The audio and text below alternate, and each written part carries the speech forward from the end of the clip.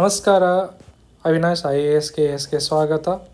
PC to DC ಸಿರೀಸ್ನ 4ನೇ ದಿನದಲ್ಲಿ ನಾವು ಪ್ರಮುಖ ಮಹಿಳಾ ಸ್ವಾತಂತ್ರ್ಯ ಹೋರಾಟಗಾರ್ತಿಯರನ್ನು ನೋಡೋಣ. ಸ್ಪೆಸಿಫಿಕಲಿ ಕರ್ನಾಟಕದ ಮಹಿಳಾ ಹೋರಾಟಗಾರ್ತಿಯರು. ಓಕೆ, ಈ ವಿಷಯಕ್ಕೆ ಸಂಬಂಧಪಟ್ಟಂತೆ ಪ್ರತಿ ಎಕ್ಸಾಮಲ್ಗೂ ಕೂಡ ಪ್ರಶ್ನೆ ಬರುತ್ತೆ. So let us start. ಮೊದಲಿಗೆ ರಾಜಮನೆತನದಲ್ಲಿ ಮೂಡಿಬಂದಂಥ ಧೀರ ವನಿತೆಯರು ಬ್ರಿಟಿಷ್ ಪೂರ್ವ ಮತ್ತು ಆರಂಭಿಕ ಕಾಲದಲ್ಲಿ ಈ ಹೋರಾಟಗಾರ್ತಿಯರನ್ನು ನಾವು ಕಾಣುತ್ತೇವೆ. ಮೊದಲನೇದಾಗಿ ಕಿತ್ತೂರು ರಾಣಿ ಚೆನ್ನಮ್ಮ 18-19ನೇ ಶತಮಾನದಲ್ಲಿ ಇವರು ಇದ್ದರು. ದತ್ತು ಮಕ್ಕಳಿಗೆ ಹಕ್ಕಿಲ್ಲ ಎಂಬ ನೀತಿಯನ್ನು ವಿರೋಧಿಸಿ 1824ರಲ್ಲಿ ಕಿತ್ತೂರು ಸಂಸ್ಥಾನದಿಂದ ಬ್ರಿಟಿಷರ ವಿರುದ್ಧ ಸಶಸ್ತ್ರ ದಂಗೆಯನ್ನು ಮುನ್ನಡೆಸಿದ ಪ್ರಥಮ ಮಹಿಳಾ ರಾಣಿಯರಲ್ಲಿ ಇವರು ಒಬ್ಬರು. ನೆಕ್ಸ್ಟ್, ಅಬ್ಬಕ್ಕ ರಾಣಿ. ಇವರು ಉಳ್ಳಾಲದ ರಾಣಿಯಾಗಿದ್ದರು. 16ನೇ ಶತಮಾನ. ಮಂಗಳೂರಿನ ಬಳಿಯ ಉಳ್ಳಾಲದ ರಾಣಿ. ಪೋರ್ಚುಗೀಸರ ಆಕ್ರಮಣವನ್ನು 4 ದಶಕಗಳಿಗೂ ಹೆಚ್ಚು ಕಾಲ ಧೈರ್ಯದಿಂದ ಹಿಮ್ಮೆಟ್ಟಿಸಿದ ಸಾಹಸ ರಾಣಿ. ನೋಡಿ, ಇಲ್ಲಿ ಕಿತ್ತೂರು ರಾಣಿ ಚೆನ್ನಮ್ಮ ಬ್ರಿಟಿಷರಿಗೆ ಸಂಬಂಧಪಟ್ಟ ಹಾಗೆ ನಾವು ನೋಡಿದರೆ, ಅಬ್ಬಕ್ಕ ರಾಣಿಯನ್ನು ಪೋರ್ಚುಗೀಸರ ಆಕ್ರಮಣದ ವಿರುದ್ಧ ಹೋರಾಟವನ್ನು ನಾವು ಇಲ್ಲಿ ಕಾಣ್ತೇವೆ. ಇವರನ್ನು ಅಭಯ ರಾಣಿ ಅಂತಲೂ ಕೂಡ ಕರೆಯುತ್ತಾರೆ. ಇನ್ನು ಬೆಳವಾಡಿ ಮಲ್ಲಮ್ಮ 17ನೇ ಶತಮಾನ. ಬೆಳವಾಡಿಯ ರಾಣಿಯಾಗಿದ್ದರು. ಬೆಳಗಾವಿ ಜಿಲ್ಲೆಯ ಬೆಳವಾಡಿಯ ರಾಣಿಯಾಗಿದ್ದರು. ಮಹಿಳಾ ಪಡೆಯನ್ನು ಕಟ್ಟಿ ಛತ್ರಪತಿ ಶಿವಾಜಿ ಮಹಾರಾಜರ ಸೈನ್ಯದ ವಿರುದ್ಧ ಹೋರಾಡಿದ ಧೀರವನಿತೆ. ನೋಡಿ, ಮೊದಲು ಅಂದರೆ ಬೇರೆ ನಾವು ಇಲ್ಲಿ ಕೇವಲ ಆ ರಾಣಿಯರ ಬಗ್ಗೆ ಮಾತ್ರ ಓದುವಂಥದ್ದಲ್ಲ. ಅವರಿದ್ದಂಥ ಶತಮಾನ, ಅದರ ಜೊತೆಯಲ್ಲಿ ನಡೆದಂಥ ಯುದ್ಧ, ಈ 1824ರಲ್ಲಿ ನಡೆದಂಥ ಯುದ್ಧ, ಫಾರ್ ಎಕ್ಸಾಂಪಲ್ ಕಿತ್ತೂರು ರಾಣಿಗೆ ಸಂಬಂಧಪಟ್ಟ ಹಾಗೆ ಅದರ ಜೊತೆಯಲ್ಲಿ ಅವರು ಯಾರ ವಿರುದ್ಧ ಹೋರಾಟ ಮಾಡಿದರು ಅನ್ನೋದನ್ನು ಕೂಡ ಬಹಳ ಮುಖ್ಯ ಆಗತ್ತೆ.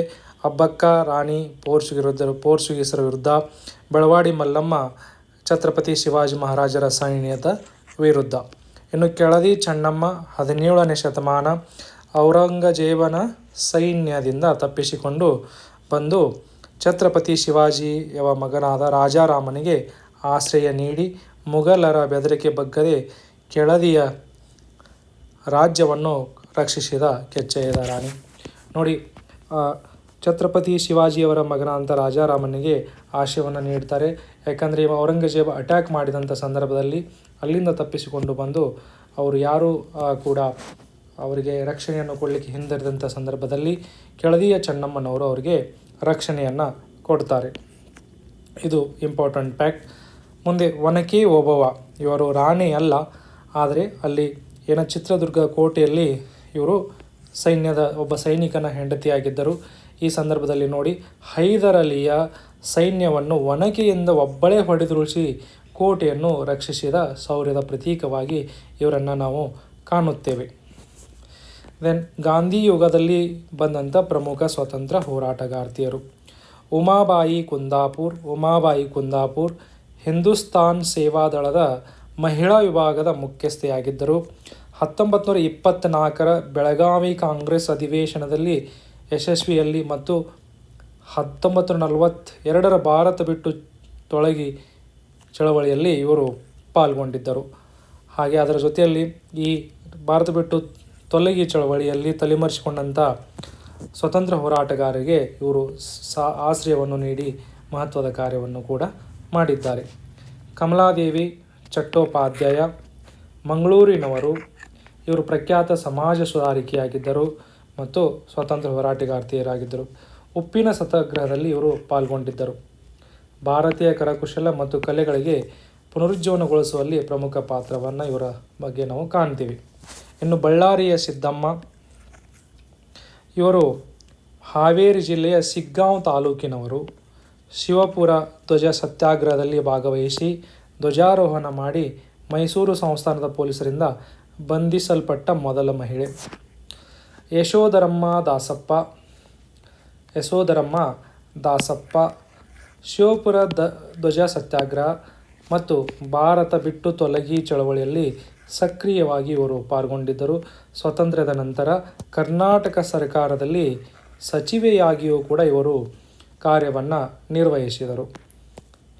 ನಾಗಮ್ಮ ಪಾಟೀಲ್ ಉತ್ತರ ಕರ್ನಾಟಕದಲ್ಲಿ ಉಪ್ಪಿನ ಸತ್ಯಾಗ್ರಹ, ಕಂದಾಯ ನಿರಾಕರಣೆ ಚಳವಳಿಗಳ ನೇತೃತ್ವವನ್ನು ವಹಿಸಿ ಗ್ರಾಮೀಣ ಮಹಿಳೆಯರನ್ನು ಸ್ವಾತಂತ್ರ್ಯ ಹೋರಾಟಕ್ಕೆ ಸಂಘಟಿಸಿದ ನಾಯಕಿಯಾಗಿದ್ದರು. ಇನ್ನು ಟಿ. ಸುನಂದಮ್ಮ ಮತ್ತು ಸುಬ್ಬಮ್ಮ ಜೋಯಿಸ್ ಇವರು ಮೈಸೂರು ಸಂಸ್ಥಾನದಲ್ಲಿ ರಹಸ್ಯ ಸಂಘಟನೆಗಳನ್ನು ಕಟ್ಟಿ ಬ್ರಿಟಿಷರ ವಿರುದ್ಧ ಚಳವಳಿಗಳಲ್ಲಿ ಮುಂಚೂಣಿಯಲ್ಲಿದ್ದ ಪ್ರಮುಖ ಮಹಿಳಾ ನಾಯಕಿಯರು ಆಗಿದ್ದರು. ಕೃಷ್ಣಾಬಾಯಿ ಪಂಜೀಕರ್ ಉತ್ತರ ಕರ್ನಾಟಕದ ಪ್ರಮುಖ ಸ್ವಾತಂತ್ರ್ಯ ಹೋರಾಟಗಾರ್ತಿಯಾಗಿದ್ದು, ಮಹಿಳೆಯರಲ್ಲಿ ಸ್ವದೇಶಿ ಪ್ರಜ್ಞೆಯನ್ನು ಮೂಡಿಸಲು ಮತ್ತು ವಿದೇಶಿ ವಸ್ತುಗಳ ಬಹಿಷ್ಕಾರಕ್ಕೆ ಇವರು ಶ್ರಮಿಸಿದರು. ನೋಡಿ, ಈ ಎಲ್ಲ ಸ್ವತಂತ್ರ ಹೋರಾಟಗಾರ್ತಿಯರ ಮೇಲೆ ಒಂದಲ್ಲ ಒಂದು ರೀತಿಯಲ್ಲಿ ಪ್ರಶ್ನೆಗಳು ಬಂದಿದ್ದಾವೆ. ಹಿಂದೂ ಕೂಡ ಬಂದಿದ್ದಾವೆ, ಮುಂದೂ ಕೂಡ ಬರುತ್ತೆ, ಅದರಲ್ಲಿ ಯಾವುದೇ ಸಂಶಯ ಇಲ್ಲ. ಸೊ ಇಲ್ಲಿ ನಾನು ಏನು ಮಾಡಿದ್ದೀನಿ ಅಂತಂದರೆ ಇಂಪಾರ್ಟೆಂಟ್ ಕೀವರ್ಡ್ಸ್ಗಳನ್ನ ನಾನು ಮೆನ್ಷನ್ ಮಾಡಿದ್ದೀನಿ, ಎಕ್ಸ್ಪ್ಲೇನ್ ಮಾಡಿದ್ದೀನಿ ಕೂಡ. ಓಕೆ, ಸೊ ಒಂದು ಪ್ರಶ್ನೆಯನ್ನು PYQ ನೋಡೋಣ. ಬಳ್ಳಾರಿ ಸಿದ್ದಮ್ಮ ಜನಿಸಿದ ತಾಲೂಕು ಯಾವುದು? ಸೊ ಸರಿಯಾದ ಉತ್ತರವನ್ನು ನೀವು ಕಮೆಂಟ್ನಲ್ಲಿ ಹಾಕಿ. ಮುಂದಿನ ದಿನಗಳಲ್ಲಿ ನಾನು ಬೇರೆ ಬೇರೆ ವಿಷಯಗಳನ್ನು ಚರ್ಚೆ ಮಾಡ್ತೀನಿ. ನಿಮಗೆಲ್ಲರಿಗೂ ಗೊತ್ತಿರೋ ಹಾಗೆ PC to DC ಎಲ್ಲ ಎಕ್ಸಾಮ್ಗಳಿಗೂ ಉಪಯುಕ್ತವಾಗ್ತಕ್ಕಂಥದ್ದು. ಎಲ್ಲ ಎಕ್ಸಾಮು ಮತ್ತು ಎಲ್ಲ ಸಮಯದಲ್ಲಿ ಒಂದು ಸರಿ ಓದಿದರೆ ಇದು ಬೇರೆ ಬೇರೆ ಎಕ್ಸಾಮ್ಗಳು ರಿಪೀಟ್ ಆಗ್ತಕ್ಕಂಥ ಟಾಪಿಕ್ಗಳನ್ನ ನಾವಿಲ್ಲಿ ಚರ್ಚೆ ಮಾಡ್ತಾ ಇದ್ದೀವಿ. ಇದರ ಹೊರತಾಗಿಯೂ ಕೂಡ ನೀವು ಯಾವುದಾದ್ರೂ ಟಾಪಿಕನ್ನು ನಾನು ಡಿಸ್ಕಸ್ ಮಾಡಬೇಕು ಅಂತ ಅನಿಸಿದರೆ ನೀವು ಕಮೆಂಟಲ್ಲಿ ಹೇಳ್ಬೋದು, ಅದನ್ನು ನಾನು ತರುವಾಗಿ ಡಿಸ್ಕಸ್ ಮಾಡಲಿಕ್ಕೆ ಪ್ರಯತ್ನ ಮಾಡ್ತೇನೆ. Okay, happy learning. ಎಲ್ಲರಿಗೂ ನಮಸ್ಕಾರ.